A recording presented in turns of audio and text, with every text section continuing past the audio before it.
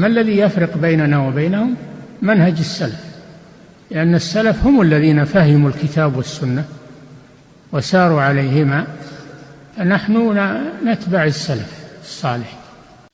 بسم الله والحمد لله والصلاة والسلام على رسول الله وعلى آله وصحبه ومن تبعهم بإحسان إلى يوم الدين. أما بعد، السلام عليكم ورحمة الله وبركاته.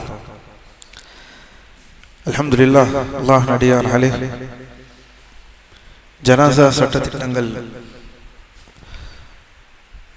ஜனாசாவுடைய சட்டத்திட்டங்களை தொடர் வகுப்பிலே பார்த்து கொண்டு வருகிறோம். அதுவும் சனி ஞாயிறு வகுப்புகள் ஜனாசாவில் இருக்கிறோம். திங்கள் முதல் வியாழன் ஹஜ்ஜுடைய வகுப்புகள். அல்லாஹ் அமல்கள் அனைத்தையும் ஏற்றுக்கொள்வானாக, நமக்கு இஹ்லாஸை வழங்குவானாக. அது நடத்துவோருக்காக இருந்தாலும் சரி, அமர்ந்து அதை கற்போராக இருந்தாலும் சரி. சரி, இன்றைய வகுப்பிற்கு சென்று விடுவோம். சென்ற வாரம் கடைசியாக நாம் பார்த்தது என்னவென்றால், அல்லாஹ்வின் அடியார்களே, மிக முக்கியமான ஜனாசா சட்டங்களை பார்த்தோம். அதாவது தொழுகை முறையை பார்த்தோம். ஜனாசா தொழுகை எப்படி தொழுவது, ஜனாசா தொழுகையின் செயல்முறை என்னென்ன போத வேண்டும், எத்துணை தக்பீர்கள், அந்த தக்பீரில் எப்படி நாம் கையை உயர்த்துவது, கையை உயர்த்தலாமா அல்லது உயர்த்தக்கூடாதா என்ற எல்லா வகையான சட்டங்களையும் நாம் ஒரு சேர பார்த்தோம். எதில்? ஜனாசா தொழுகை. இன்றைய வகுப்பில் அல்லாஹ்வின் அடியார்களே, மையத்துக்கு எப்படி நாம் பாவ மன்னிப்பு கேட்பது. நம் முன்னால் ஜனாசா மையத் நமக்கு முன்னால் வைக்கப்படும். அப்படி வைக்கப்படும் போது அந்த பாவ மன்னிப்பு கேட்கும் பொழுது அந்த துவா, அந்த தொழுகையில் நாம் பாவ மன்னிப்பை கேட்க வேண்டும். அப்படி அந்த துவாக்கள் எல்லாம் எப்போது உதவும்? பாவ மன்னிப்பு எல்லாம் மூன்றாவது தக்பீர். ஏனெனில் மூன்றாவது தக்பீர் தான் மையத்திற்கு நம் துவா செய்யக்கூடிய இடம். அல்லாஹு அக்பர் முதலில் சூரா ஃபாத்திஹா, துணை சூரா. இரண்டாவது தக்பீரில் ஸலவாத், இரண்டாவது தக்பீரில் ஸலவாத் ஓதுவது. மூன்றாவது தக்பீரில் தான் மையத்திற்கு நாம் துஆ செய்வோம். அந்த மையத்திற்கு துஆ செய்யக்கூடிய துஆக்கள், பிரத்யேகமான துஆக்களை நாம் சென்ற வாரம் பார்த்தோம். அதில் கூடுதலாக ஒரு விஷயம் இங்கு சொல்கிறார்கள். என்னவென்றால், மையத் ஆணாக இருந்தால், ஷேக் இப்னு பாஸ் சொல்கிறார்கள், முதலில் மையத் பெண்ணாக இருந்தால் அல்லாஹும்ம ஃக்ஃபிர் லஹா, யா அல்லாஹ் இப்பெண்ணை மன்னிப்பாயாக. ஏனெனில் துவாவில் எப்படி வரும் என்றால், ஆண்களுக்கு என்று துவா வந்துள்ளது. ஆண்களுக்கு என்றால் பொதுவாக நபி ஸல்லல்லாஹு அலைஹி வஸல்லம் கற்றுத்தரும் போது பெரும்பாலும் யாருக்கு கற்றுத் தருவார்கள்? ஆண்களுக்கு சொல்லி கற்றுத் தருவார்கள். அதனால் அந்த துவா ஆண்களுக்காக இருந்தது. அதுவே ஒரு பெண் மையத்தாக நமக்கு முன்னால் தொழுகைக்காக வைக்கப்பட்டார்கள் என்றால் அவர்களுக்கு அல்லாஹும்ம இக்ஃபிர் லஹு சொல்ல மாட்டோம், அல்லாஹும்ம இக்ஃபிர் லஹா என்று சொல்வோம். ஏன்? லஹு என்றால் ஆண்,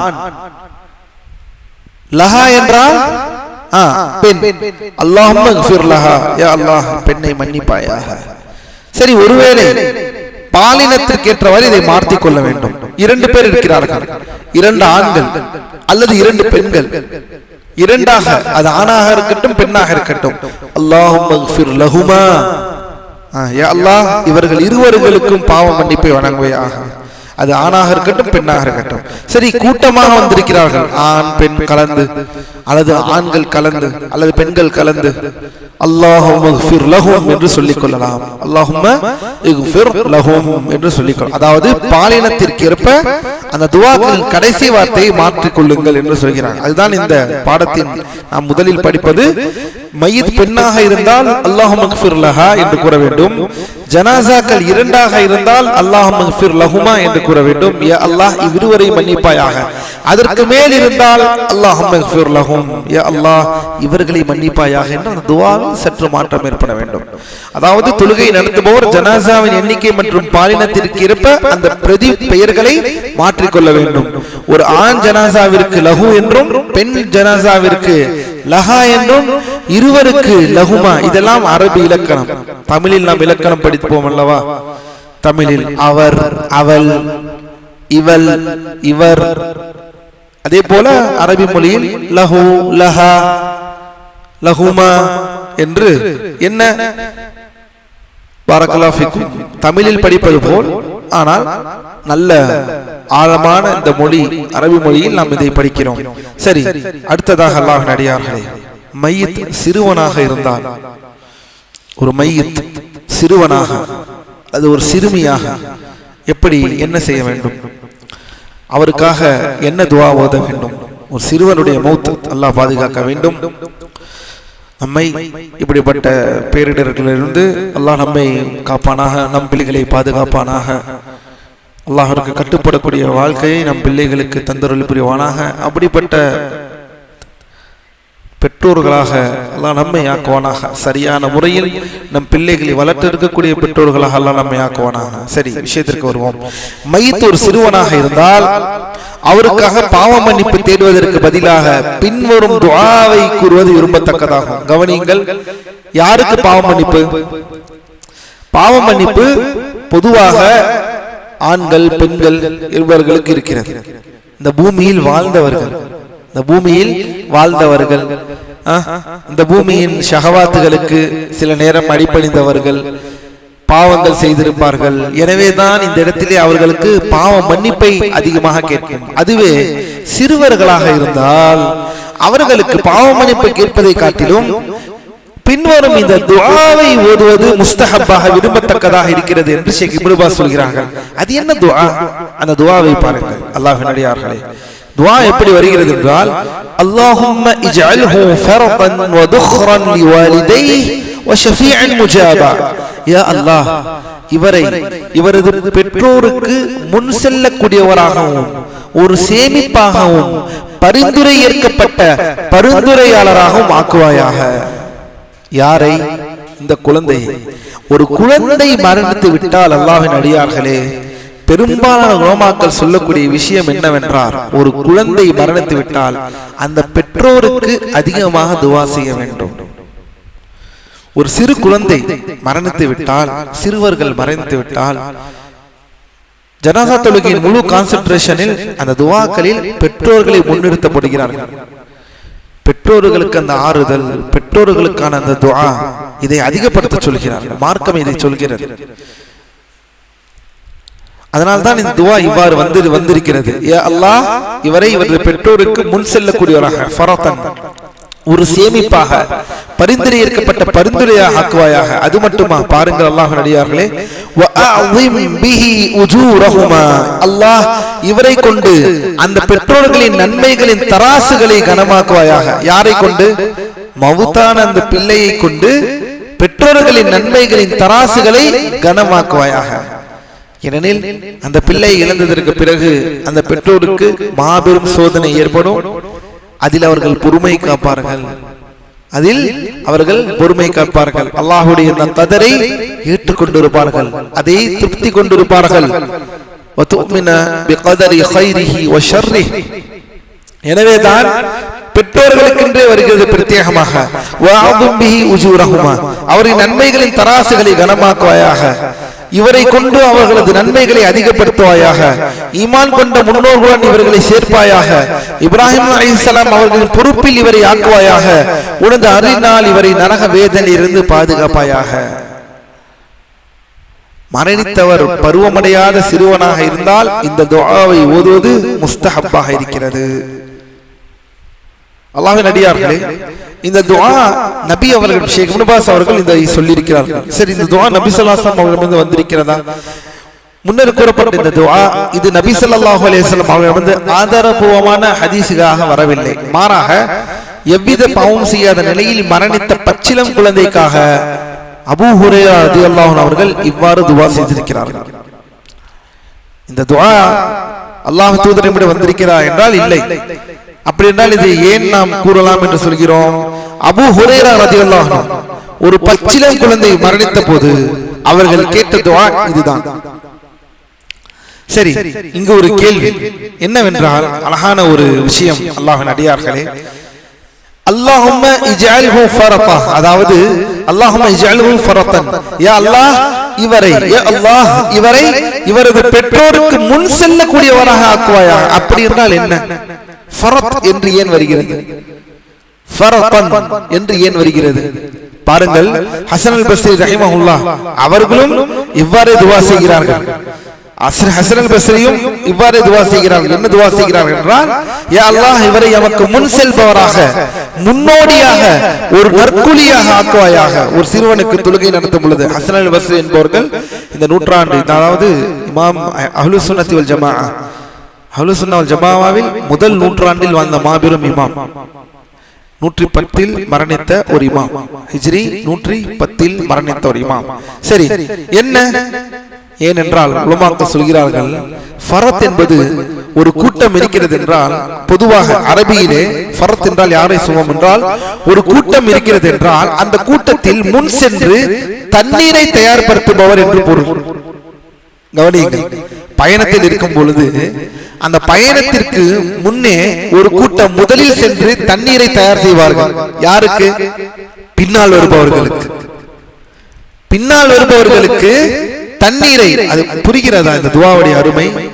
நான் சொல்கிறேன், ஒரு பயணத்தில் இருக்கிறார்கள் என்றால், ஒட்டகத்தில் எல்லாரும் செய்கிறார்கள் என்றால், எங்கே கூடாரம் அமைக்கப் போகிறார்களோ அந்த கூடாரம் அமைக்கும் அந்த அமைப்பு விஷயங்களையும் பின்னால் வருபவர்கள் எல்லோருக்கும் தண்ணீர் முதலில், ஏனெனில் அதுதான் முதல் ஆகாரம். அந்த ஆகாரத்தை முதலில் வருபவர்களுக்கு தயார் செய்பவர்களுக்கு முன் சென்று இந்த வேலையை பார்ப்பவர்கள் தான் யார்? ஃபரத். இதை யாரோடு ஒப்பிடை செய்கிறார்கள் இந்த துஆவில் வருவது? அபூ ஹுரைரா மௌத்தான அந்த குழந்தையை ஒப்பிடை செய்கிறார்கள். ஏனெனில் இது யாருக்கு நன்மையை சேர்க்குது? பெற்றோர்கள். பின்னால் மௌத்தாகி வரக்கூடிய பெற்றோர்களுக்கு நன்மையை பயணிக்கும் விதமாக முன்னே செல்கின்றது யார்? அந்த குழந்தை. எப்படி பயணத்தில் பயண கூட்டத்திற்கு முன்னால் சென்று தண்ணீர்களை தயார்படுத்துவார்களோ ஃபரத் என்பவர்கள், அதே போலத்தான் ஒரு குழந்தை, பருவமடையாத ஒரு குழந்தை மரணிக்கும் பொழுது, அந்த சிறுவர்கள் மரணிக்கும் பொழுது பின்னால் வரக்கூடிய பெற்றோர்கள் மரணத்திற்கு மரணமாகி அவர்கள் பின்னால் வருவதற்கு முன்னால் நன்மைகளை தயார் செய்து வைக்கிறார்கள்.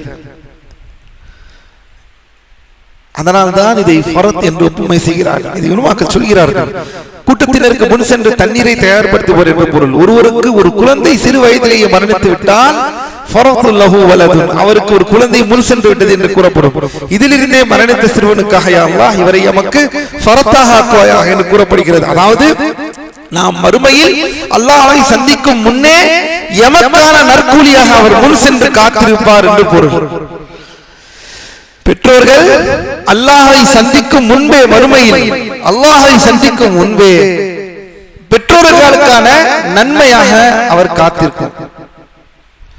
இதுதான் சிறுவர்களுக்கான இந்த அடிப்படை. எனவே அல்லாஹ்வின் அடியார்களே, அல்லாஹ் நம்மை பாதுகாப்பானாக. மேலும் சிறுவரின் பெற்றோருக்காக மன்னிப்பும் அருளும் வேண்டி துஆவை அதிகப்படுத்துவது முஸ்தஹப்பாகும். முகீரா இப்னு ஷுஅபா ரஹ்மஹுல்லாஹ் அவர்கள் அறிவிக்கிறார்கள், நபி ஸல்லல்லாஹு அலைஹி வஸல்லம் முகீரா இப்னு ஷுஅபா ரலியல்லாஹு அன்ஹு அறிவிக்கிறார்கள், வயதுஆ லி வாலிதைஹி பில் மக்ஃபிரத்தி வ ரஹ்மஹ், சிறுவனுக்கு தொழும்போது அவரது பெற்றோருக்காக மன்னிப்பு அருளும் வேண்டி துஆ செய்ய வேண்டும். இதில் பெரும்பாலான அறிஞர்கள் மத்ஹபாகும். இது சிறுவர்கள் மரணிக்கும் பொழுது பெற்றோர்களுக்காக துஆ செய்வது, பெற்றோர்களுக்காக பாவ மன்னிப்பு கேட்பது.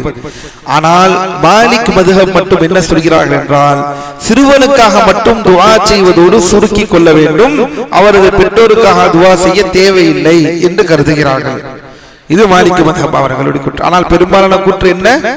பெரும்பாலான கூற்று சிறுவரின் பெற்றோர்களுக்காக துஆ செய்வது. சரி, அடுத்த தலைப்பிற்கு செல்வோம். ஜனாசா மையத்தை எங்கு வைப்பது? தொழுகை மையத்தை எங்கு வைத்து தொழுவது? எந்த இடத்தில் வைத்து தொழுவது? எந்த இடத்தில் வைத்து இமாம் நிற்க வேண்டும்? அல்லது இமாமிற்கு பக்கத்தில் நிற்க வேண்டுமா, அல்லது கிப்லாவின் பக்கத்தில் நிற்க வேண்டுமா? மையத்தை தொழ வைக்கக்கூடிய இடத்திற்கு முன்னால் வைக்க வேண்டுமா, இமாமுக்கு முன்னால், அல்லது கிப்லா எங்க இருக்கிறது, சௌரோ அல்லது எங்கே இருக்கிறதோ அதை ஒட்டி நிறுத்த வேண்டுமா? இந்த விஷயங்கள் அனைத்தையும் இப்போது பார்க்க போகிறோம். கவனமாக வாருங்கள். இப்னு பாஸ் ரஹிமஹுல்லாஹ் அவர்கள் சொல்கிறார்கள், இமாம் ஜனாசா தொழுகை நடத்தும் போது ஆணின் தலைக்கு நேராகவும், கவனியுங்கள், இது மையத், இது தலை. ஆணாக இருந்தால் மையத் ஆணாக இருந்தால் இமாம் எங்கு நிற்க வேண்டும்? இங்கு இங்கு நிற்க வேண்டும்.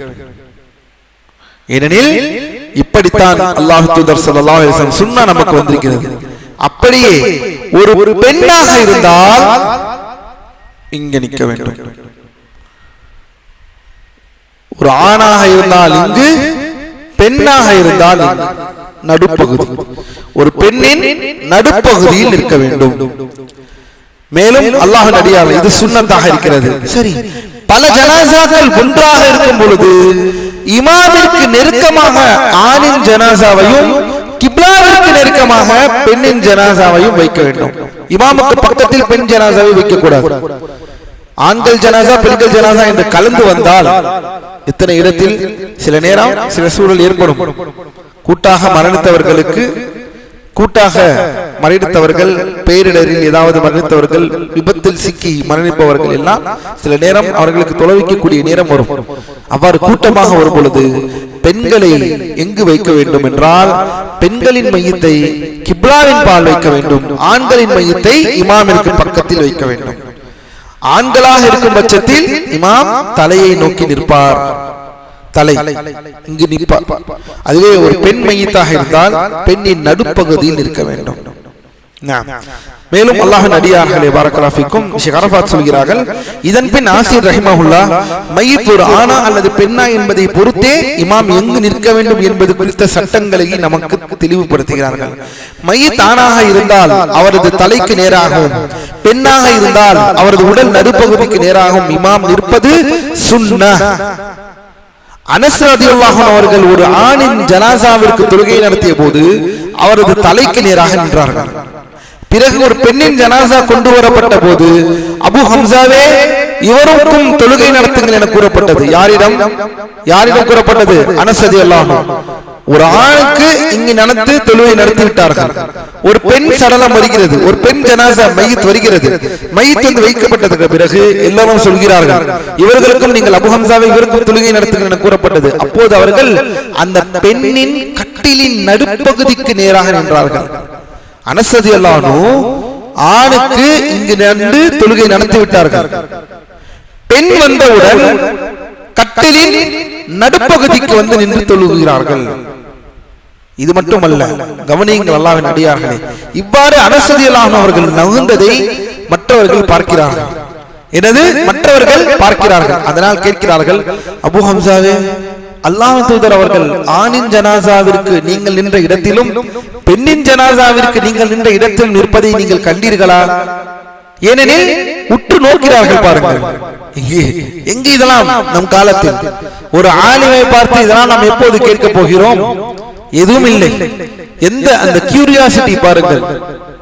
சலஃபுகளுக்கு ஒரு விஷயம் செய்து விட்டால் இது அல்லாஹ்வின் தூதர் செய்யாமல் சொல்லாமல் செய்யாமல் ஒரு சஹாபி செய்திருக்க மாட்டார்கள்.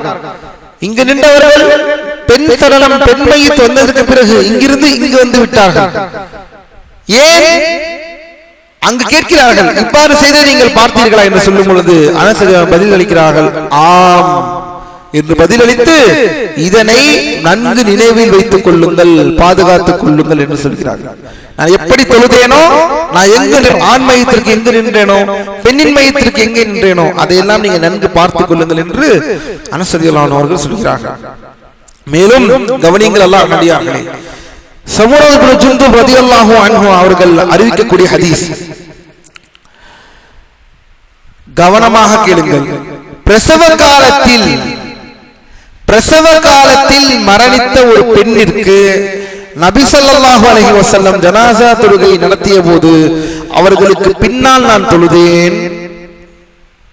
பிரசவ காலத்தில் மரணித்த ஒரு பெண், சமுரா ரலியல்லாஹு அன்ஹு அவர்கள் அறிவிக்கக்கூடிய ஹதீஸ், பிரசவ காலத்தில் மரணித்த ஒரு பெண்ணிற்கு நான் பின்னால் தொழுதேன். சரி, பின்னால் தொழுதார்கள். அப்போது நபி ஸல்லல்லாஹு அலைஹி வஸல்லம் அந்த பெண்ணின் உடல் நடுப்பகுதிக்கு நேராக நின்றார்கள். அந்த பெண்ணின் உடல் நடுப்பகுதிக்கு நேராக நின்றார்கள் என்று தெளிவாக ஹதீஸ்களில் வருகிறது. ஆண் மற்றும் பெண்ணுக்கு இடையில் இமாம் நிற்கும் பொழுது இந்த இடமாற்றமே சரியான கருத்தாகும். அல்லாஹ்வின் அடியார்களே, இடமாற்றம் பண்ணி ஆக வேண்டும். இதெல்லாம் இன்று நடக்கிறதா? இந்த சுன்னாவெல்லாம் இன்று நடத்தப்படுகிறதா? மையத்திற்கு முன்னால் இமாம் நிற்கும் பொழுது நாம் இமாம் என்று சொன்னவுடன் இமாம் இல்லை, யார் தொலை வைக்க வேண்டும்? இங்கு இமாம் என்றால் யார்? தொலை வைப்பவரை இமாம் என்று சொல்கிறோம், அவ்வளவுதான். யார் தொழுகை நடத்த வேண்டும்? யார் ஆக சிறந்தவர்கள்? தொழுகை நடத்துவதற்கு ஆக முக்கியமானவர்கள் யார்? யார் தொழுகை நடத்த வேண்டும்? ஜனாசாவை முதலில் பள்ளிவாசல் இமாமா? நான் தான் தொழுகை நடத்துவேன்.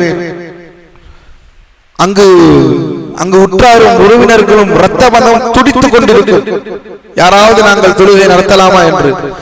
அங்கேயும் அரசியல், அங்கேயும் சலசலப்பு, மையத்தை வைக்கக்கூடிய இடத்தில் கூட சண்டை சச்சரவு.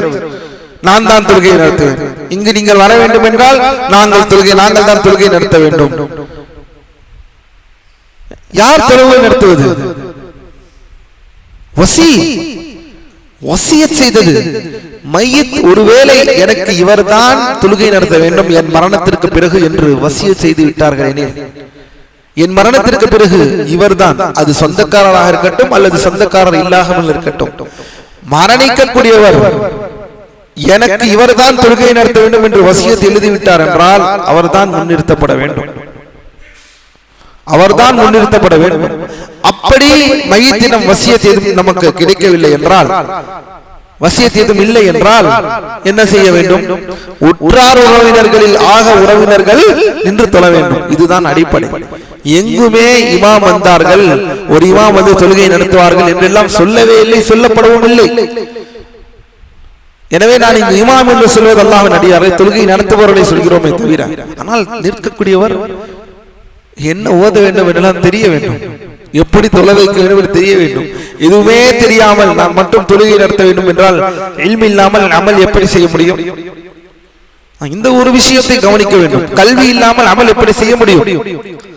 எதுவுமே தெரியாது, எதையுமே கத்துக்க மாட்டேன், காலம் ஃபுல்லா துனியா துனியா துனியா, காசு காசு காசு காசு, பணம் சம்பாதிக்க வேண்டும், ஊர் சுற்ற வேண்டும், எல்லாம் இருந்து விட்டு கடைசியில் சொந்தக்காரர் யாராவது ஒரு மரணித்தால், சொந்தக்காரர்கள் யாராவது மரணித்தால் அப்போது மட்டும் வந்து விடுவது, நான் தொழுகை வைக்க வேண்டும் என்று அழுவது, நான் தொழுகை வைக்கிறேன். தொழுகை வைக்கிறீர்கள், என்ன செய்ய வேண்டும் என்று தெரியுமா? எப்படி தொழுகை நடத்த வேண்டும் என்று தெரியுமா? எதுவும் தெரியாது. இன்பு எப்படி அல்லாஹ் நடிகார்களே, அல்லாஹ் நம்மை நெருவழியில் செலுத்துவானாக. எனவே பாரக்கல்லாஹு ஃபீக்கும், இந்த ஹதீஸ்கள் யாவும் எதை நிலைப்படுத்துகிறேன் என்றால், ஆண்கள் பெண்கள் விஷயத்தில் இமாம் தொழுகை நடத்துபவர் இடம் மாற வேண்டும் என்பது உறுதியான ஒரு விஷயம். ஆண்களாக இருந்தால் ஆண்களின் தலைக்கு நேராக, பெண்களாக இருந்தால் பெண்ணின் நடுப்பகுதிக்கு மாறிவிட வேண்டும். ஒரு பெண் மையத்தாக இருந்தால் ஆண் தலையிலுக்கு நேராக நிற்கக்கூடாது. ஒரு இமாம் பெண்ணுக்கு நடுவில் வந்துவிட வேண்டும். இன்னும் சொல்ல போனால் அல்லாஹ்வின் அடியார்களே பாரக்கல்லாஹு ஃபீக்கும், இது யாருடைய கருத்து என்றால் இதுதான் ஷாஃபிஈ மத்ஹபின் கருத்து. ஷாஃபிஈ மத்ஹபும் இதே கருத்து. இதுதான் சுன்னாவிற்கும் மார்க்க ஆதாரத்திற்கும் நெருக்கமான ஒரு கூற்று இதுதான். ஏனெனில் இதில் பல மத்ஹபில் பல வகையான கூற்றுகள் இருக்கிறது. உதாரணத்திற்கு சொல்றோம் என்றால் ஷேக் அரஃபாத் சொல்கிறார்கள், ஷாஃபிஈ மத்ஹபின் கருத்து சரியான கருத்து. என்ன? தலைக்கு நேராகவும் உடலுக்கு நடுப்பகுதி. அதுவே ஹம்பலி மத்ஹபில் என்ன சொல்கிறார்கள் என்றால் பெண்ணுக்கு நடுப்பகுதியும், அது சரிதான். ஷாஃபிஈ மத்ஹப் போலதான் ஹம்பலி மத்ஹபும். ஆனால் ஆணுக்கு அவரது மார்பு பகுதிக்கு நேராக நிற்க வேண்டும். எடுத்துக்காட்டாக நாம் இப்போது பார்த்தது தலை, ஆனால் இப்போது என்ன சொல்கிறார்கள்? ஹம்பலி மத்ஹபில் ஆண்களுக்கு மார்பிற்கு நிற்க வேண்டும், சற்று இங்கு மார்புக்கு நிற்க வேண்டும். ஹனபி மத்ஹப் என்ன சொல்கிறார்கள்? ஆண் பெண் இருவருக்குமே மார்பு பகுதிக்கு நேராக நிற்க வேண்டும். ஹனபி மத்ஹப் இருவருக்குமே ஆண் பகுதி ஆண் பெண் இருவருக்குமே மார்பு பகுதிக்கு நேராக நிற்க வேண்டும். மாலிக் மத்ஹப் என்ன சொல்கிறார்கள்?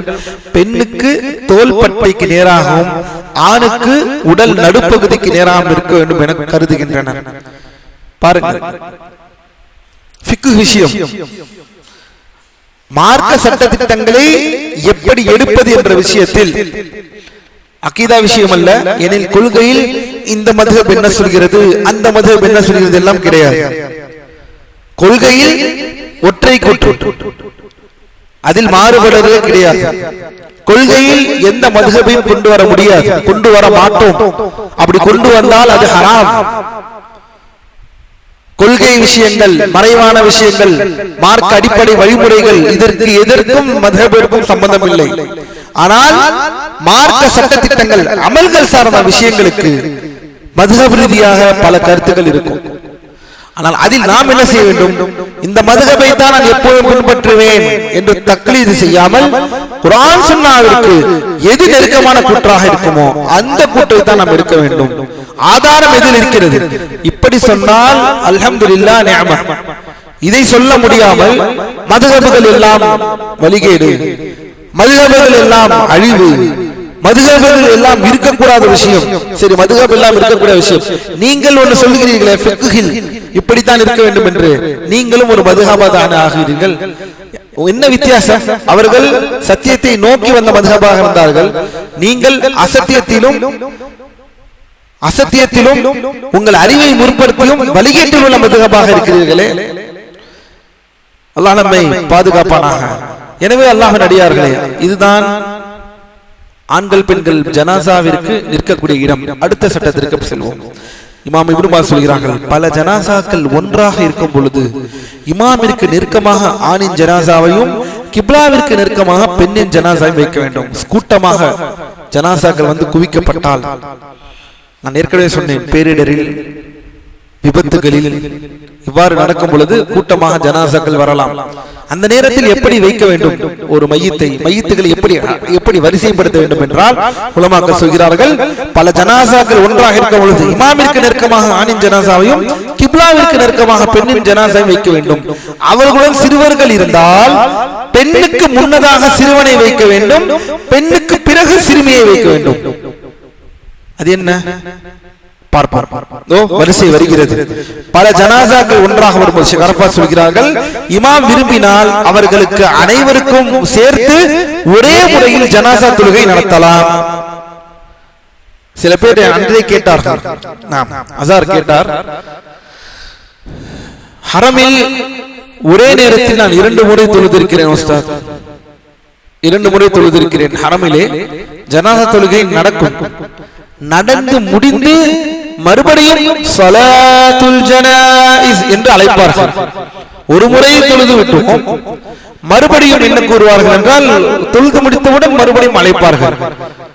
இது நிறைய வாய்ப்புகள் இருக்கிறது இவ்வாறு நடப்பதற்கு. என்ன நடக்கும் என்றால், சில நேரம் தாமதமாக, அதாவது சில நேரம் மையத் தாமதமாக ஒரு ஹரமிலே, அது மஸ்ஜிதுல் ஹரமாக இருக்கட்டும் அல்லது மதீனாவிலே இருக்கட்டும், மஸ்ஜித் நபவியாக இருக்கட்டும், தொழுகையை முடித்தவுடன் அந்த நேரத்தில் தாமதமாக ஒரு சடலம், ஒரு மையத் வரும். அப்படி தாமதமாக வரக்கூடிய மையத்திற்கு மறுபடியும் தொழுகை நடத்துவார்கள். இது ஒன்று. மற்றொரு காரணமும் இருக்கிறது என்று சொல்லும் பொழுதுதான் இங்கே உலமாக்கள் பேசுவது நமக்கு தெளிவடைகிறது. பல ஜனாசாக்கள் ஒன்றாக வரும் பொழுது இமாம் விரும்பினால் அவர்கள் அனைவருக்கும் சேர்த்து ஒரே முறையில் ஜனாசா தொழுகை நடத்தலாம், அல்லது ஒவ்வொரு ஜனாசாவிற்கும் தனித்தனியாக தொழுகை நடத்தலாம் என்பதில் அறிஞர்களுக்கு ஏகோபித்த கருத்தில் உள்ளனர். என்பதில் அறிஞர்கள் ஏகோபித்த கருத்தில், இஜ்மா, தி கன்சென்ஸ். பாருங்கள், சேர்த்தும் தொழுகை நடத்தலாம், தனித்தனியாக தொழுகை நடத்தலாம். ஜனாசா வருகிறது, ஒவ்வொன்றாக வையுங்கள், ஒவ்வொன்றாக வையுங்கள்.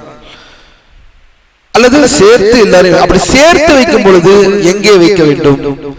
ஆண், பெண், சிறுவன், சிறுமி, இப்படி 4 பேரும் வருகிறார்கள். உங்களுக்கு ஒரு எடுத்துக்காட்டு வைப்போம். இந்த 4 பேரையும் எங்கே வைப்பீர்கள்? அதுதான் நான் பார்க்க வேண்டிய விஷயம்.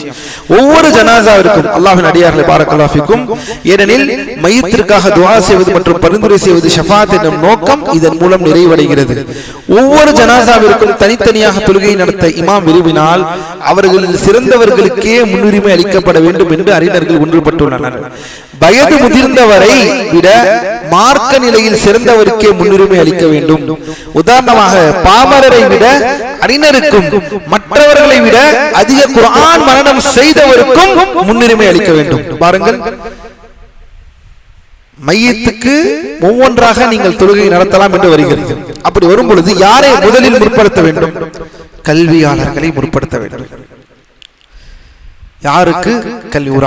ஒரு ஆலிமும் அல்லது ஒரு ஆலிம் அல்லாத ஒரு பாமரன் மரணித்திருக்கிறார்கள், தனித்தனியாக தொழுகை நடத்த வேண்டும். யாரை முதலில் முற்படுத்துவோம்? ஒரு ஆலிமை முதலில் முற்படுத்துவோம். அதே போல் இரண்டும் பாமரராக இருக்கிறார்கள். ஆனால் அதில் ஒருவர் குர்ஆனை மனனம் செய்திருக்கிறார் அல்லது குர்ஆனை அதிகமாக மனனம் செய்திருக்கிறார். யாரை முற்படுத்துவோம்? அவரை முதலில் வைத்து தொழுதுவிட்டு பின்பு அவர் இரண்டாவருக்கு தொழுகும். எனவே அல்லாஹ்வின் அடியார்களே, சேர்த்தும் தொழுது கொள்ளலாம் ஜனாசா தொழுகை, மையத்து தனித்தனியாகவும் தொழுகை நடத்தி கொள்ளலாம். ஒரே நேரத்தில் ஒரு பெண் மற்றும் ஒரு ஆணின் ஜனாசாக்கள் வந்தால் இமாமிற்கு நெருக்கமாக ஆணின் ஜனாசாவையும் அதை தொடர்ந்து பெண்ணின் ஜனாசாவை வைப்பதே சுன்னத்தாகும். பெரியவர்கள் மற்றும் சிறியவர்களின் ஜனாசாக்கள் ஒன்றாக இருந்தால் ஆண்கள் இமாமிற்கு நெருக்கமாகவும் பெண்கள் முன்னதாக சிறுவனையும் வைக்க வேண்டும். ஒரு பெண்ணும் ஒரு சிறுமியும் வந்தால் சிறுமிக்கு முன்னதாக பெண்ணின் ஜனாசாவை வைக்க வேண்டும். வரிசை சொல்கிறேன், கவனியுங்கள். அல்லாஹ்வின் அடியார்களே, இந்த ஜனாசாக்கள் அனைத்தும் ஆண் சிறுவன் பெண் சிறுமி ஒன்றாக வந்தால் பின்வரும் வரிசையில் அமைக்க வேண்டும். முதலில் ஆண் இமாமிற்கு நெருக்கை, அதற்கு பிறகு சிறுவன், அதற்கு பிறகு பெண், அதற்கு பிறகு சிறுமி. இந்த வரிசையில் தான் நாம் இமாம் தொழுகை நடத்தும் பொழுது ஜனாசாவிற்கு முன்னால் உடலில் வைப்பார்கள். அல்லாஹ் நமக்கு நேர்வழியில் செலுத்துவானாக. ஒரு ஆணை தொடர்ந்து சிறுவன், சிறுவனை தொடர்ந்து பெண், பெண்ணை தொடர்ந்து சிறுமி. அதே ஒரு ஆணும் பெண்ணும் மட்டும் இருந்தால் என்றால் ஆணை இமாமிற்கு பக்கத்தில் ஆணும், அதற்கு பிறகு பெண், கிப்லாவை நோக்கிய இடத்தில் பெண். சிறுவனின் தலைப்பகுதி ஆணின் தலைக்கு நேராக இருக்க வேண்டும். எப்படி நிறுத்த வேண்டும்? சிறுவனின் தலைப்பகுதி ஆணின் தலைக்கு நேராக இருக்க வேண்டும், ஏனெனில் சேர்த்து வைப்பதினால். அதே போல் பெண்ணின் உடல் நடுப்பகுதி ஆணின் தலைக்கு நேராக இருக்க வேண்டும், ஏனெனில் இந்த இடத்தில் தனித்தனியாக இருந்தால் தொழுது கொள்ளலாம். கலந்து வைக்கும் பொழுது சுன்னாவை நிலைநிறுத்த வேண்டும். ஏனெனில் அல்லாஹ்வின் தூதர் பெண்ணுக்கு தொழுகை நடத்தும் பொழுது பெண்ணுக்கு எங்க நின்று தொழுகை நடத்தினார்கள்? உடலின் நடுப்பகுதி. அதனால் ஆணுக்கு எங்க நடத்தினார்கள்? எப்படி வருகிறது? ஆணுக்கு தலை. சரி, இப்போது கேட்கிறேன், இது ஆண், இது பெண், சரி, அல்லது இது ஆண் என்று வைத்துக் கொள்வோம். இது ஆண், இது பெண். இப்போது இந்த ஆணை எங்க, இந்த பெண்ணை எங்க வைப்பது? இமாம் தொழ வேண்டும். இப்படியா தொழுகை நடத்த முடியும்? எனில் இரண்டும் ஒரே இடம் அல்ல. இமாம் சுன்னாவை நிலைநிறுத்த வேண்டும் என்றால் ஒரு பெண்ணும் ஆணும் எப்படி வரிசையாக நிற்க வேண்டும், எப்படி நிறுத்தப்பட வேண்டும்? அவர்களை ஆணிற்கு தலை, பெண்ணிற்கு நடுப்பகுதி. எனவே பெண்ணின் நடுப்பகுதியை ஆணின் தலைக்கு கொண்டு வந்து விட வேண்டும். இப்படிதான் தொழுகை நடத்த வேண்டும். இது ஆணின் உடல் தலை, தலைக்கு நேராக பெண்ணின் நடுப்பகுதி. இமாம் எங்க இருப்பார்? சொல்லுங்கள். இமாம் இங்கு இருப்பார். இமாம் இந்த இடத்தில் நிற்பார். இமாம் இங்கிருந்து தொழுகை நடத்த வேண்டும். அவருக்கு நேராக ஆணின் தலைப்பகுதி, பெண்ணின் நடுப்பகுதி. நமக்கு நேர்வழியில் செலுத்துவானாக. பெண்ணின் உடல் நடுப்பகுதி ஆணின் தலைக்கு நேராக இருக்க வேண்டும். அவ்வாறே சிறுமியின் உடல் நடுப்பகுதி பெண்ணின் உடல் நடுப்பகுதிக்கு நேராக அமைய வேண்டும். அல்ஹம்துலில்லாஹ். அடுத்ததாக தொழுபவர்கள் அனைவரும் இமாமிற்கு பின்னால் இருக்க வேண்டும். இது அடுத்து. தொழுபவர்கள் அனைவரும் இமாமிற்கு பின்னால் இருக்க வேண்டும். ஒருவேளை ஒருவருக்கு மட்டும் நிற்க இடமில்லை என்றால் அவர் இமாமின் வலது பக்கம் முன்னால் வந்து நிற்க வேண்டும். ஒருவருக்கு மட்டும் நிற்க இடமில்லை என்றால் அவர் எங்கே வந்து நிற்க வேண்டும்? இமாமிற்கு வலது பக்கத்திற்கு முன்னால் வந்து அவர் நிற்க வேண்டும். ஷேக் அரஃபாத் விளக்குகிறார்கள், ஜனாசா தொழுகையை ஜமாத்தாக, அல்லாஹ்வின் அடியார்களே, தொழுகையை பற்றி பேசுகிறோம்.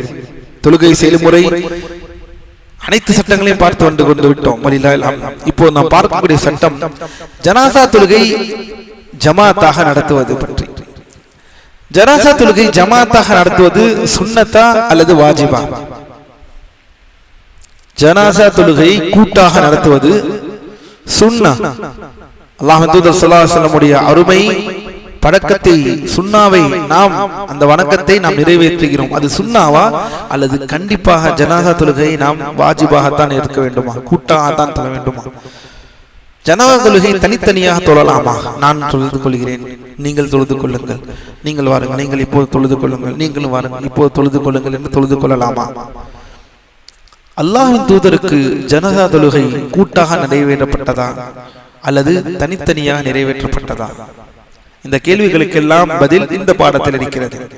முதல் விஷயத்தை கவனிப்போம். ஜனாசா தொழுகையை ஜமாத்தாக கூட்டாக தொழுவது சுன்னா என்பதில் இஜ்மா ஏகோபித்த கருத்து நிலவுகிறது. சுன்னா. சில பேர் இதில் மாறுபடுகிறார்கள். இஜ்மா இருந்தும் சில பேர் இதில் மாறுபடுகிறார்கள் என்று உலமாக்கள் சொல்கிறார்கள்.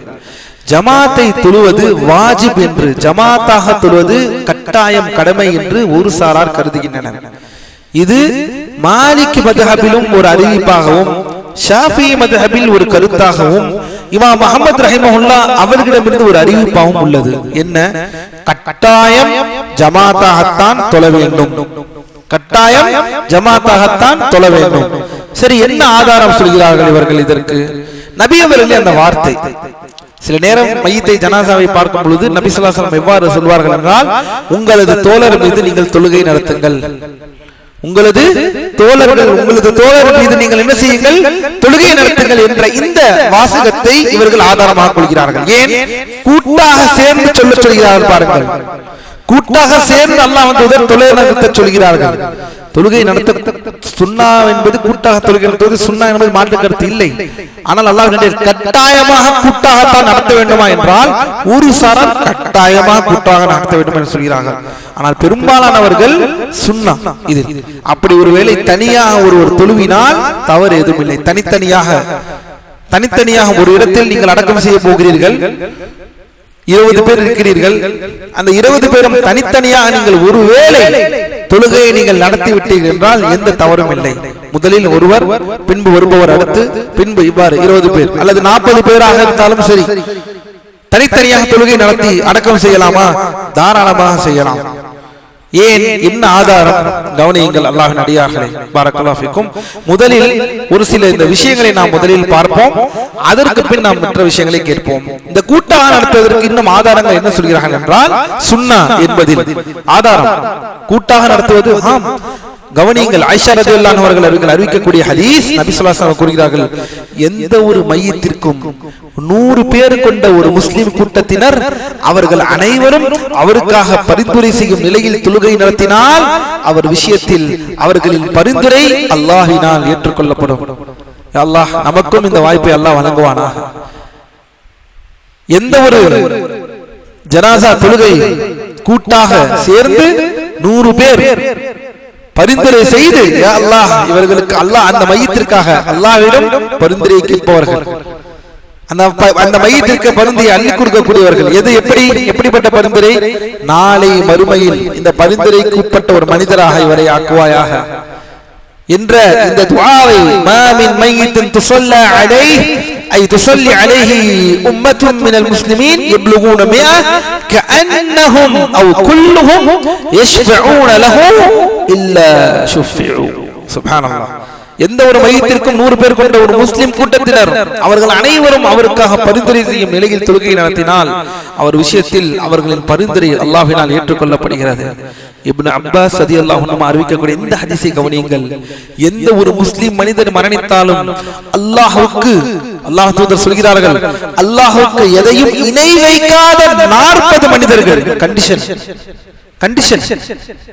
ஒரு முஸ்லிம் மனிதர் மரணித்து அல்லாஹ்வுக்கு எதையும் இணை வைக்காத 40 மனிதர்கள் அவரது ஜனாசா தொழுகையில் நின்றால் அவர் விஷயத்தில் அவர்களின் பரிந்துரையை அல்லாஹ் ஏற்றுக்கொள்கிறான்.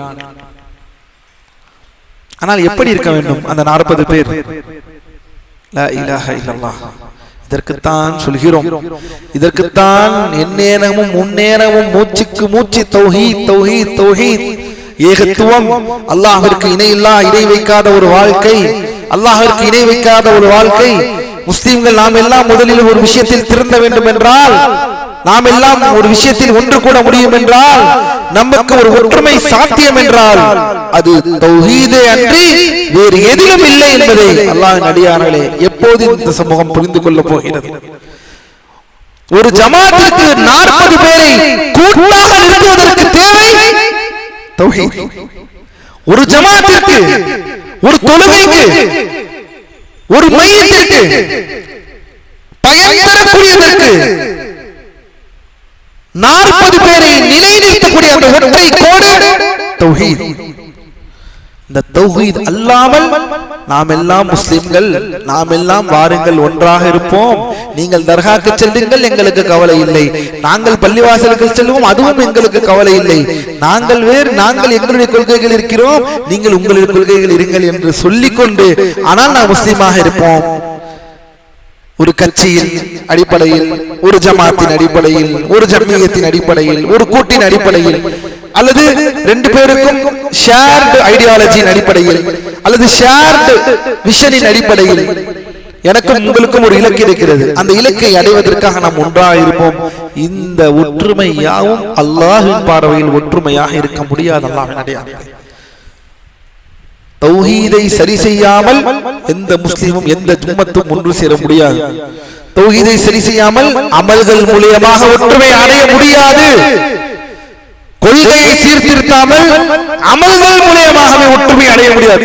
சத்தியம் தௌஹீதை முதலில் சொல்லித் தராமல், தௌஹீதை பறைசாற்றாமல் நீங்கள் வாருங்கள் அமல்கள் செய்யலாம், அமல்கள் செய்யலாம் என்று தௌஹீத் சிந்தனையை விதைக்காமல், லா இலாஹ இல்லல்லாஹ் முஹம்மது ரசூலுல்லாஹ் என்ற இந்த அடிப்படையை, இணை வைப்பை எதிர்க்க வேண்டும். இணை வைப்பு என்றால் என்ன, வணக்க வழிபாடுகளில் அல்லாஹ்விற்கு இணை வைப்பது என்றால் என்ன என்ற இந்த அடிப்படை எல்லாம் விளக்காமல் வெறும் அமல்களின் பக்கம் அழைத்தாலும் இந்த ஒற்றுமையாக மார்க்கத்தில் கருதப்படாது என்பதை தயவு செய்து புரிந்து கொள்ளுங்கள்.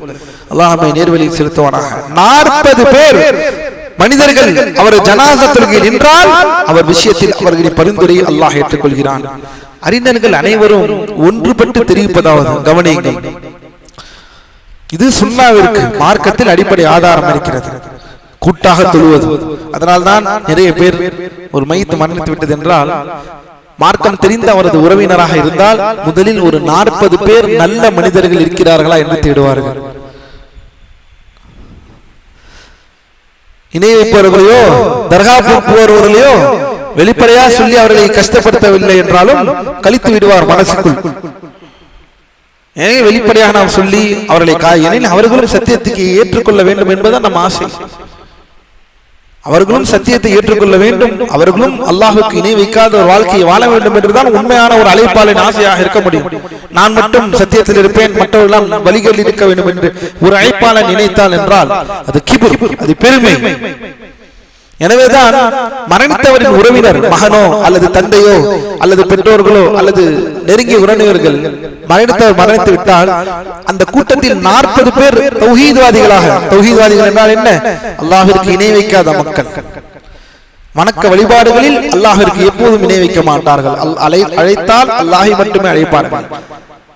துஆ கேட்டால் அவர்கள் அல்லாஹ்விடம் மட்டுமே துஆ கேட்பார்கள். பாதுகாப்பை அல்லாஹ்விடம் மட்டுமே கேட்பார்கள். தங்கள் காரியங்கள் அனைத்தையும் அல்லாஹ்வின் மீதே சார்ந்திருப்பார்கள். பிள்ளை வாக்கியத்தை அல்லாஹ்விடம் மட்டுமே கேட்பார்கள். தன் வாழ்க்கையில் நலன் தீமை ஏற்படும் அனைத்தையும் அல்லாஹ்விடம் மட்டுமே நினைத்து வைத்திருப்பார்கள். என்று வணக்க வழிபாடுகளில் தௌஹீதிலே மட்டும் அல்லாஹ்வை முன்னிறுத்தினார்கள். யாராவது ஒரு 40 பேர் இருக்கிறார்களா என்பதை கணக்கு போட்டுக் கொள்வார்கள். ஏன்? இந்த ஹதீஸின் அடிப்படையில் தான் 40 பேர் நின்று தொழுதுவிட வேண்டும். என் தந்தைக்காக, என் தாய்க்காக, என் மகனுக்காக, என் மகளுக்காக.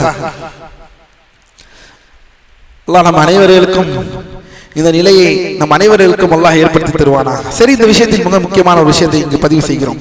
அறிஞர்கள் அனைவரும் ஒன்றுபட்டு தெரிவிப்பதாவது, சஹாபாக்கள் அல்லாஹ் தூதர் ஸல்லல்லாஹு அலைஹி வஸல்லம் அவர்கள் மீது ஜனாஸா தொழுகையை தனித்தனியாகவே தொழுதார்கள். இது அடிப்படை. இது எல்லோருக்கும் தெரிந்திருக்க வாய்ப்பில்லை. இதை கல்வியை கற்காமல் படிக்காமல் அல்லாஹ்வின் தூதருக்கு தொழுகை நடத்தப்பட்டது. ஜனாசாவுடைய விஷயத்தில் சஹாபாக்கள் தனித்தனியாகவே இதை பாரக்கல்லாஹு ஃபீக்கும் பல நூட்களை இதை நீங்கள் பார்த்துக் கொள்ளலாம். அல்லாஹ்வின் அடியார்களே, தம்ஹீத் என்ற நூலில் இமாம் இப்னு அப்துல் பர் ரஹிமஹுல்லாஹ் இதை பதிவு செய்கிறார்கள். பிதாயா வ நிஹாயாவில் இப்னு கஸீர் ரஹிமஹுல்லாஹ் பதிவு செய்கிறார்கள். பல நூட்களில் மذهب ரீதியாகவும் இது தெளிவாக பேசப்பட்டுள்ளது. என்னவென்றால், அறிஞர்கள் அனைவரும் ஒன்றுபட்டு தெரிவிப்பதாவது, சஹாபாக்கள் அல்லாஹ்வின் தூதர் அவர்களின் ஸல்லல்லாஹு அலைஹி வஸல்லம் அவர்கள் மீது ஜனாஸா தொழுகை தனித்தனியாகவே தொழுதார்கள். ஏதாவது ஆதாரம் இருக்கிறதா? அபூ உஸைர் ரலியல்லாஹு அன்ஹு அவர்கள் அறிவிக்கிறார்கள், அவர்கள் அல்லாஹ்வின் தூதர் ஸல்லல்லாஹு அலைஹி வஸல்லம் அவர்களது ஜனாஸா தொழுகையில் பங்கெடுத்தார். சஹாபி ஜனாஸா தொழுகையில் பங்கெடுத்தார். மக்கள் அவர் மீது எவ்வாறு தொழுகை நடத்துவது என கேட்டனர். அதற்கு பதிலளிக்கும் விதமாக சிறு குழுக்களாக ஒருவர் பின் ஒருவராக உள்ளே நுழையுங்கள் என்று கூறப்பட்டது. தொழுங்கள், மக்கள் ஒரு கதவு வழியாக தொழுதுவிட்டு உள்ளே நுழைந்து அவர்கள் மீது தொழுதுவிட்டு மற்றொரு கதவு வழியாக வெளியே சென்றனர் என்று அறிவிப்பில் வருகிறது. எப்படி சஹாபாக்களில் ஒருவருக்கு ஒருவராக தனித்தனியாக குழுக்களாக அல்லாமல் ஒரு வழியிலே உள்ளே சென்று தொழுதுவிட்டு மற்றொரு வழியில் வெளியே சென்றவர்களாக நமக்கு அறிவிப்புகளில் வருகிறது என்று ஷரஃபாத் அவர்கள் இந்த ஹதீஸை இந்த இடத்திலே பதிவு செய்கிறார்கள். பாரக்கல்லாஹு ஃபீக்கும். இமாம் அஹ்மத் ரஹிமஹுல்லாஹ் இதை பதிவு செய்கிறார்கள் முஸ்னதிலே. ஹதீஸ் எண் 20766. இந்த ஹதீஸ் சஹீஹான ஹதீஸ் என்றும் ஷரஃபாத் அவர்கள் பதிவு செய்கிறார்கள். அல்லாஹ்வின் தூதருக்கு தனித்தனியாகவே தொழுகை நடத்தப்பட்டது. இதற்கான ஆதாரம் அந்த இடத்தில் நடந்த ஒரு சஹாபி அந்த சம்பவத்தை குறிப்பிடுகிறார்கள். நாங்கள் உள்ளே நின்றோம், எப்படி தொழுது என்று கேட்கப்பட்டது. முன்பு கூட்டமாக வந்து குழுவாக வந்து ஒன்றன் பின் ஒன்றாக ஒரு உள்ளே நுழைந்து தொழுதுவிட்டு மற்றவர் அடுத்த இதற்கு செல்ல வேண்டும் என்ற அடிப்படையை அங்கே நிகழ்த்தினார்கள் என்று வருகிறது. எனவே அல்லாஹ்வின் அடியார்களே, ஜனாசா தொழுகை கூட்டாக நடத்துவது சுன்னஹ், அதில் மாற்று கருத்தே இல்லை. அப்படித்தான் நாம் செய்ய வேண்டும். ஒருவேளை அதற்கான சூழல்களும் அல்லது வேறு தனியாக நடத்துவோமா எனில் அது அனுமதிக்கப்பட்டது என்று ஒரு கூற்றை இங்கே குறிக்கிறோம். மாலிகி மதுஹப் மட்டும் என்ன சொல்கிறார்கள் என்றால் கண்டிப்பாக கூட்டாக தான் நாம் செய்ய வேண்டும் என்றும் ஷாஃபி ரஹிமஹுல்லாஹ் அவர்களுடைய விஷயத்தில் ஒரு கருத்து இதில் இருக்கிறது. அல்லாஹ்வை நன்கு அறிந்தவன். சரி, அடுத்ததாக செல்வோம். 8வதாக ஜனாசாவை அடக்கம் செய்யும் முறை. அல்ஹம்துலில்லாஹ், அல்லாஹ்வின் அடியார்களே, மையத்தாக ஆரம்பித்து முதல் நாம் எதை படித்தோம்? வாயையும் கண்ணையும், அல்லது அதற்கு முன்னால் தல்கீன் லா இலாஹ இல்லல்லாஹை கற்றுத்தந்தது. லா இலாஹ இல்லல்லாஹை சொல்லும்படி சொல்லி அங்கு ஆரம்பித்து உடலை கண் காது கண்ணையும் வாயையும் மூட வைத்து துணி கட்ட வைத்து வைத்தை லேசாக அமுக்குவது, வைத்தை தடவி கொடுப்பது என்று ஆரம்பமாகி மையத்தை முழுவதுமாக குளிப்பாட்டின சட்டங்கள் மற்றும் மையத்திற்கு தொழுகை நடத்தக்கூடிய சட்டங்கள் எல்லாம் முடிந்துவிட்டது. அடுத்ததாக தஃபனுக்கு வரும் கஃபன் சட்டமும் முடிந்துவிட்டது. மையத்து குளிப்பாட்டும் சட்டம் முடிந்துவிட்டது, கஃபன் சட்டம் முடிந்துவிட்டது, தொழுகை நடத்தும் சட்டமும் முடிந்துவிட்டது. இதோடு அடுத்ததாக இப்போது நாம் வரக்கூடிய சட்டம் மிக முக்கியமான சட்டம், மன்னரை சட்டம், தஃபன் சட்டம். அல்லாஹ் நமக்கு நம்முடைய இன்று இந்த வீடு இப்படி கட்ட வேண்டும், அப்படி கட்ட வேண்டும், அப்படி இருக்க வேண்டும், இப்படி இருக்க வேண்டும் என்று நினைத்து நினைத்து வாழக்கூடிய மனிதனின் இன்ஷா அல்லாஹ் நீண்ட நாட்கள், வெகு நாட்கள் நிரந்தரமாக இருக்கக்கூடிய வீடு. எந்த வீட்டில் இருக்கிறீர்களோ இல்லையோ, எந்த வீட்டில் குடி போகிறீர்களோ இல்லையோ, அந்த வீட்டில் குடி போகாமல் எங்கும் போக முடியாது. அந்த வீட்டில் குடி போகாமல் எங்கும் செல்ல முடியாது. அல்லாஹ்வின் அடியார்களே, அல்லாஹ் நமக்கு அல்லாஹ்வுக்கு கட்டுப்பட்டு வாழக்கூடிய வாழ்க்கையை அல்லாஹ் நமக்கு இந்த பூமியில் தருவானாக. பார்ப்போம் இந்த சட்டத்தை. ஜனாசாவை ஷேக் சொல்கிறார்கள் இப்னு பாஸ் ரஹிமஹுல்லாஹ், 8வதாக ஜனாசாவை அடக்கம் செய்யும் முறை மண்ணடையை ஒரு மனிதனின் மார்பு அளவு நடுப்பகுதி வரை ஆழமாக்குவது சுன்னத்தாகும். என்ன அல்லாஹ்வின் அடியார்களே, இப்னு பாஸ் ரஹிமஹுல்லாஹ் என்ன சொல்கிறார்கள் என்றால், இப்போது எனக்கு நான் மௌத்தாகி விட்டேன் என்றால் எனக்கு எவ்வளவு குழி தோண்ட வேண்டும் என்று சொல்லும் பொழுது பாருங்கள், இப்போது நான் இங்கு இருக்கிறேன். என்ன சொல்கிறார்கள்? மனிதனின் நடுப்பகுதி வரை ஆழமாக என்னை அந்த கபரில் வைத்தீர்கள் என்றால் என் நடுப்பகுதி எந்த அளவோ இந்த அளவிற்காவது ஆழம் இருக்க வேண்டும். இந்த அளவிற்காவது ஆழம் இருக்க வேண்டும். என் உடலின் நடுப்பகுதி எதுவாக இருக்கிறதோ அந்த நடுப்பகுதி வரை அந்த இடம் மூடி இருக்க வேண்டும். அப்படி என்றால் இதுதான் ஆழம். இங்கு நான் நிற்கிறேன் என்றால் இது வரைக்கும் ஆழம். இது அடிப்படை. இதாவது இருக்க வேண்டும். இது சுன்னாவாக முஸ்தஹப்பாக இருக்கிறது. ஆனால் இன்று மிக நீண்டமான ஆழங்கள் இதை தாண்டியும் வருகிறது. உடல் முழுவதற்குமான ஆழங்கள் வருகிறது. ஆனால் இது நிறைய விஷயங்கள் இருக்கிறது. இதையெல்லாம் நாம் கேள்வி கூட பட்டிருக்க மாட்டோம். மன்னரை விஷயங்கள் அது ஒரு போட்டோவோடு வந்திருக்கிறது. நான் சொல்லும் போது அந்த போட்டோ வந்து சேனல்ல போட்டுருங்க. நான் இப்போ ஒரு போட்டோ கொடுக்குறேன். இப்ப போடுவேனா நான் சொல்லும் போது. ஜனாசாவை அடக்கம் செய்வது வாஜிப் என்பதில் அறிஞர்கள் ஏகோபித்த கருத்தில் உள்ளனர். இது ஒரு ஃபர்து கிஃபாயா, சமூக கடமை. ஏற்கனவே சொல்லுகிறேன், சமூக கடமை என்றால் என்ன? சமூக கடமை என்றால் என்ன? ஃபர்து கிஃபாயா என்றால் சமூக கடமை என்றால் என்ன? சரி, யாருமே செய்யவில்லை என்றால் அதை எல்லோரும் மீதும் அந்த பாவம் இருக்கும். எல்லோரின் மீதும் அந்த பாவம் இருக்கும். அல்லாஹ்வின் அடியார்களே, ஜனாசாவை அடக்கம் செய்வது வாஜிப் என்பதை அறிஞர்கள் ஏகோபித்த கருத்தில் உள்ளனர். இது ஒரு ஃபர்து கிஃபாயா. மன்னரையை விசாலமாக்குவதும் அதனை ஆழமாக்குவதும் முஸ்தஹப்பாக இருக்கிறது. மன்னரையை முதலில் அல்லாஹ்வின் அடியார்களே, மன்னரை விசாலமாக இவ்வளவுதான் செய்ய வேண்டும், இவ்வளவுதான் தோண்ட வேண்டும், இவ்வளவுதான் தோண்ட வேண்டும் இல்லை. மன்னரை விசாலமாக ஆக்குங்கள். சக்தி இருப்பவர்கள் தம்முடைய சொந்தக்காரர்கள், தம் உறவினர்கள் மையத்திற்கு உறவினர்கள் தான் முன்னால் வந்து நிற்க வேண்டும்.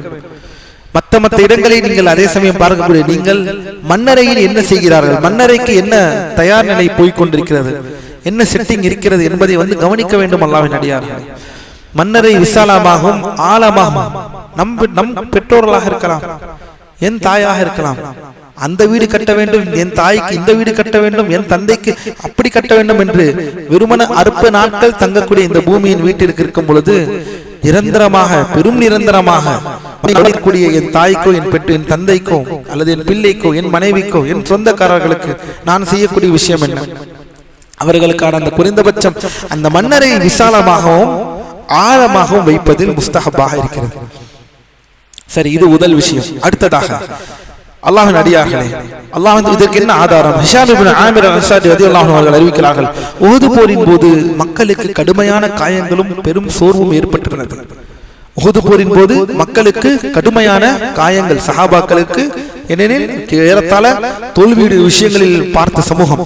அப்போது அல்லாஹ் தூதர் கூறினார்கள், அல்லாஹ் தூதர் ஸல்லல்லாஹு அலைஹி வஸல்லம் கூறுகிறார்கள், குழிகளை தோண்டுங்கள், அவற்றை விசாலமாக்குங்கள், அவற்றை அழகிய முறையில் அமைத்து ஆழமாக்குங்கள் என்று யார் சொல்கிறார்கள்?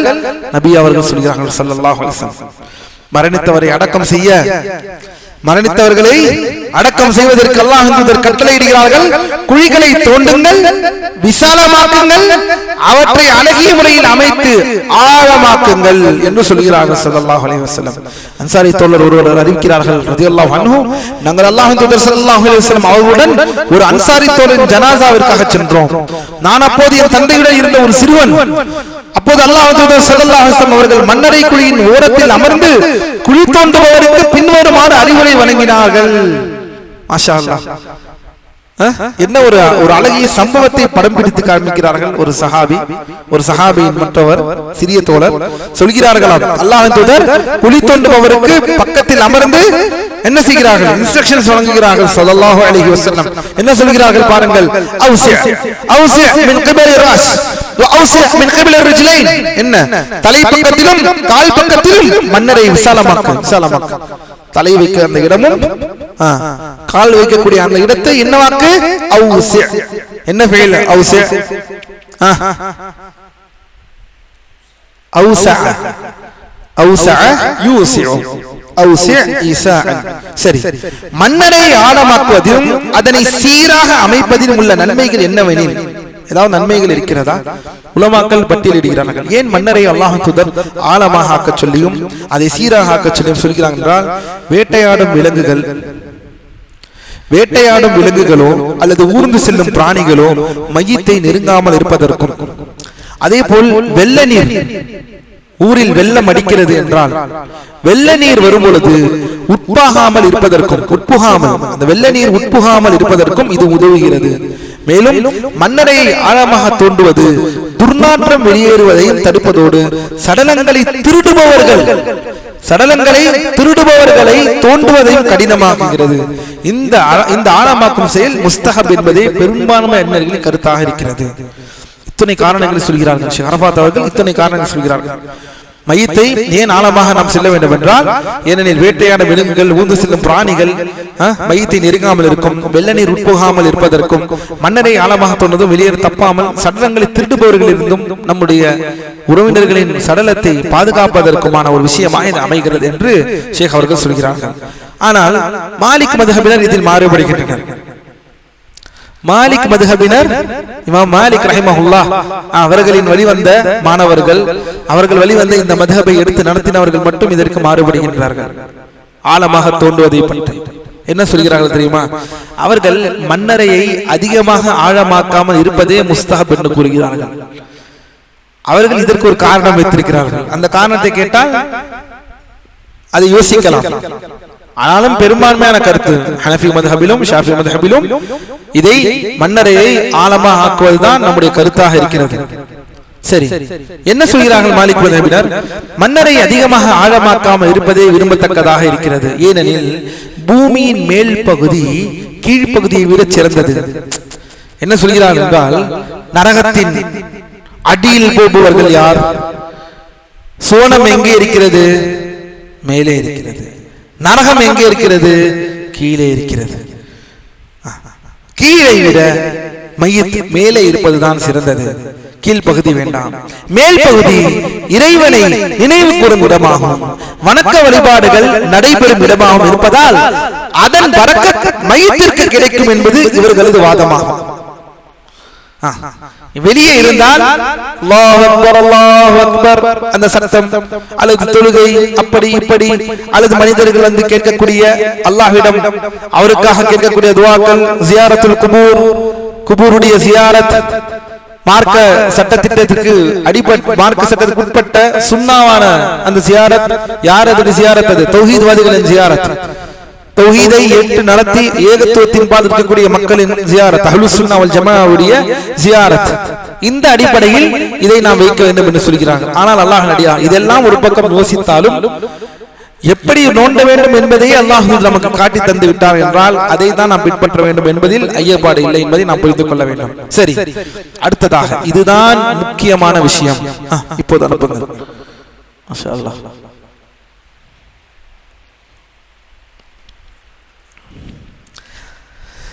மன்னரே அல்லாஹ் நடிகார்களே, இஸ்லாம் தமிழ் சேனலில், வாட்ஸ்அப் சேனலில் உங்களுக்கு ஒரு போட்டோ இப்போது வந்திருக்கும்.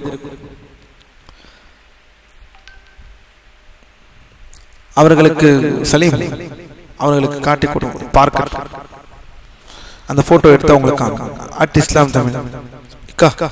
இல்ல இல்ல அவங்க போனுக்கு இது பண்ணுங்க.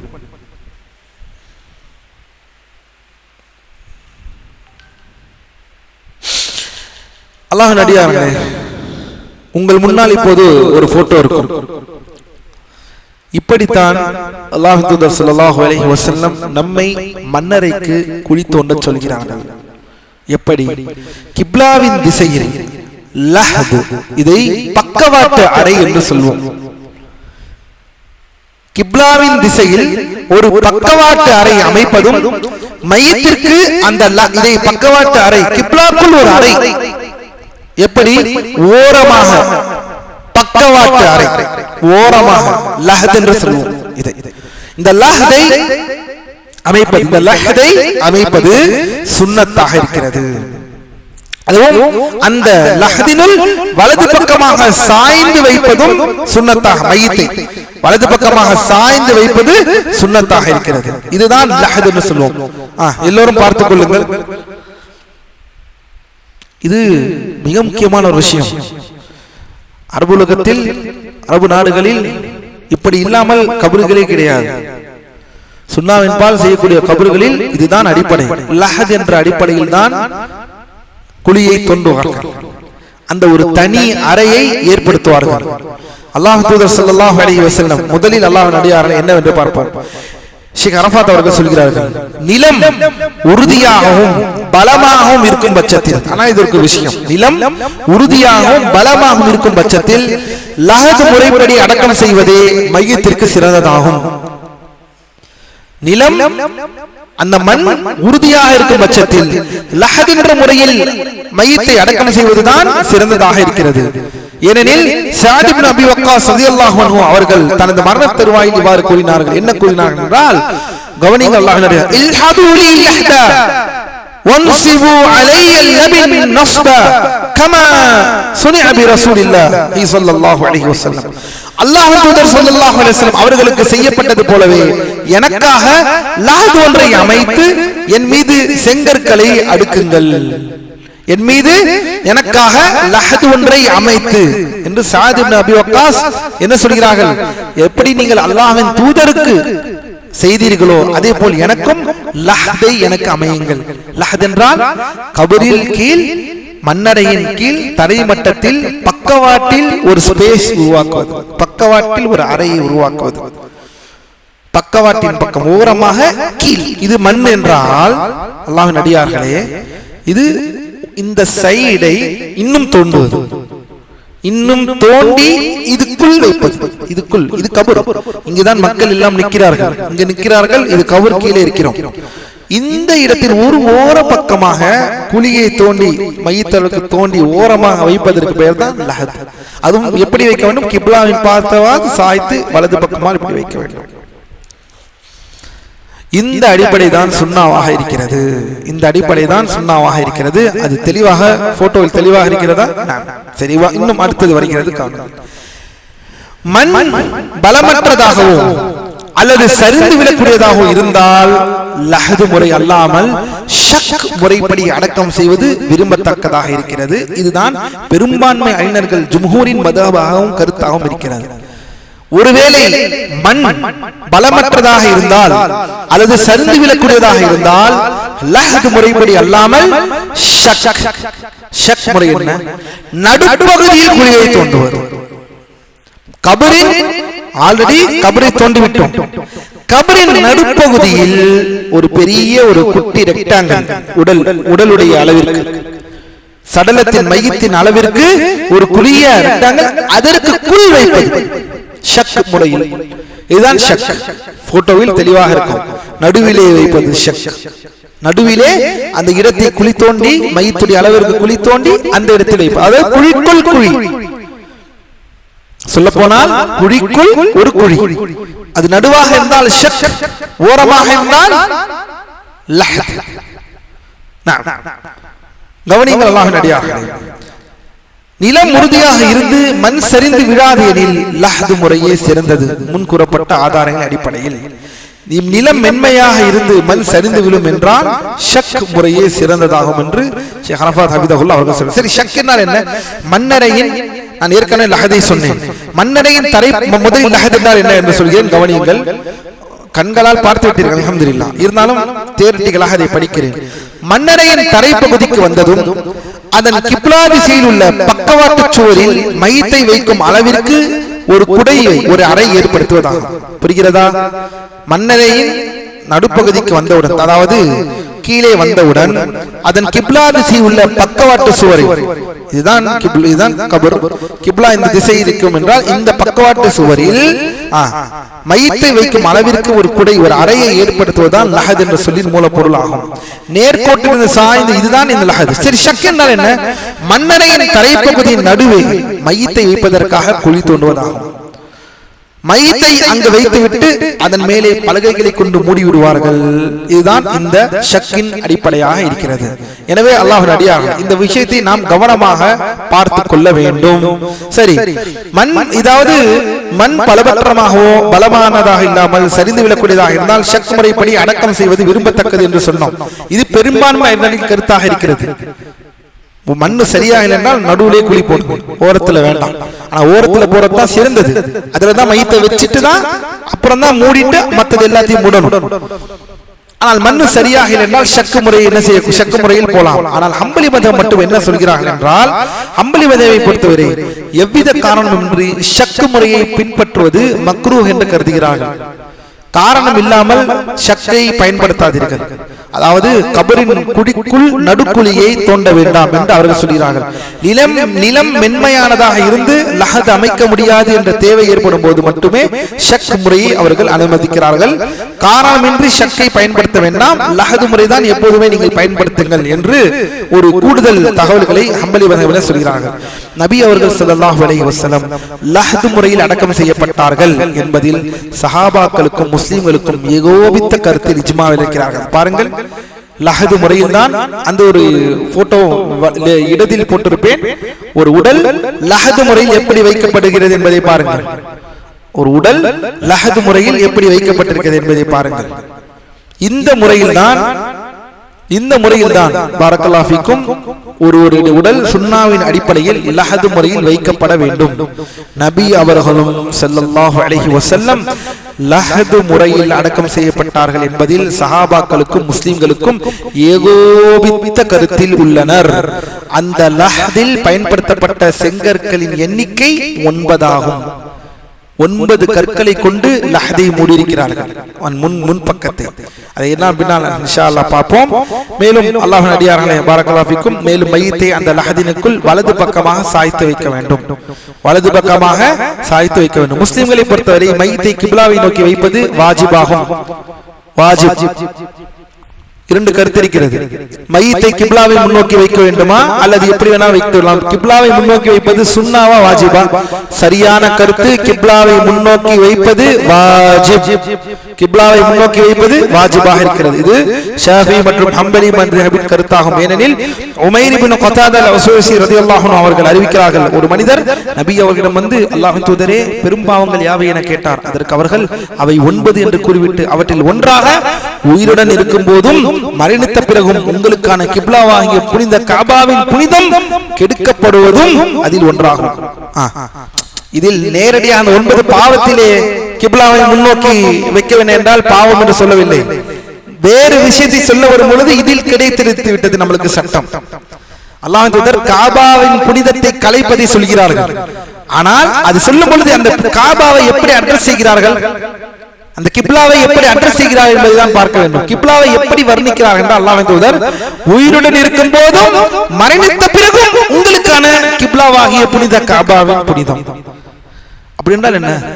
நமக்கு உயிரோடு இருக்கும் போது மட்டும் கிப்லா புனிதம் அல்ல, இந்த திசை காபா இருக்கும் திசை மரணித்த பின்பும் இதற்கான அந்த கிப்லா திசையை நோக்கி தான் இருக்கும் என்பதை இந்த ஹதீஸ் விளக்குகிறது. உமர் ரலியல்லாஹு அன்ஹு அவர்கள் வழியாக சில செய்திகள் பின்வருமாறு கூறியது. இந்த கிப்லா என்பது அல்லாஹு தஆலா உயிரோடு இருக்கும் நமக்கு கிப்லாவாக ஆக்கியுள்ள கற்களாகும். மேலும் மரணித்த நம் சகோதரர்களுக்கும் அதை நோக்கியே திருப்புகிறோம். மரணித்தவர்களுக்கும் இதை நோக்கி திரும்பும். இதுவே முஸ்லிம்களின் வழிமுறை மற்றும் நடைமுறை என்பது உறுதியான விஷயமாகும். இதே நபி அவர்கள் தமது தோழர்கள் விஷயத்தில் செய்தார்கள். சஹாபாக்கள் நபி அவர்களை அடக்கம் செய்த போதும் அவர்களை கிப்லாவை நோக்கியே வைத்தார்கள். ஆனால் ஹனஃபி மற்றும் மாலிகி மத்ஹபினர் இதற்கு மாற்றமாக கிப்லாவை முன்னோக்குவது சுன்னத் என கருதுகிறார்கள். கிப்லா என்பது திசைகளில் மிகவும் சிறந்தது என்பதாலும் அல்லாஹ் தனது அடியார்களின் தொழுகைக்காக திசையாக அதனை பொருந்திக் கொண்டதாலும் மையத்தை லஹதினுல் கிப்லாவை நோக்கி வைக்க வேண்டும். ஆனால் அது கட்டாயம் ஃபர்த் அல்ல என்பது இவர்களின் வாதம். அவர்களும் சுன்னா என்று சொல்கிறார்கள். ஹனஃபி மத்ஹபும் மாலிகி மத்ஹபும் இதை சுன்னா சொல்கிறார்கள். ஆனால் கட்டாயமாக வைக்க வேண்டுமா என்பதில் மாறுபடுகிறார்கள். இதற்கு ஆதாரமாக அல்லாஹ் தஆலாவின் வசனத்தை கூறுகிறார்கள், ஃபஐனமா துவல்லு ஃபதம்ம வஜ்ஹுல்லாஹ்.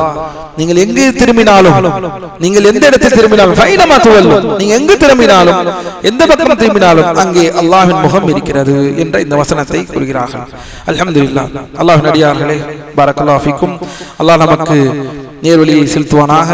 எதை பற்றி கேட்டோமோ அதன்பால் செயல்படுத்தக்கூடிய மக்களாகவும் அல்லாஹ் நம்மை ஆக்குவானாக. மீதம் இருக்கக்கூடிய சட்டங்கள், அதாவது கஃபனின் முடிச்சுகளை அவிழ்த்தல், மூடுவது போன்ற சட்டங்கள் யாவும் இன்ஷா அல்லாஹ் நாளைய வகுப்பில் பார்ப்போம். கவனமாக இந்த ஜனாசா சட்டங்களை உள்வாங்கிக் கொள்ளுங்கள். ஜனாசா சட்டங்கள் மிக முக்கியமாக இருக்கிறது. அல்லாஹ்வின் அடியார்களே, அல்லாஹ் நம்மை நேர்வழி செலுத்துவானாக. சுப்ஹானக்கல்லாஹும்ம வ பிஹம்திக அஷ்ஹது அல்லா இலாஹா இல்லா அன்த அஸ்தக்ஃபிருக வ அத்தூபு இலைக். அஸ்ஸலாமு அலைக்கும் வ ரஹ்மத்துல்லாஹி வ பரகாத்துஹு. بيننا وبينكم السلف، بيننا وبينكم الكتب. كان أحمد يقول البدع بيننا وبينكم الجنائز.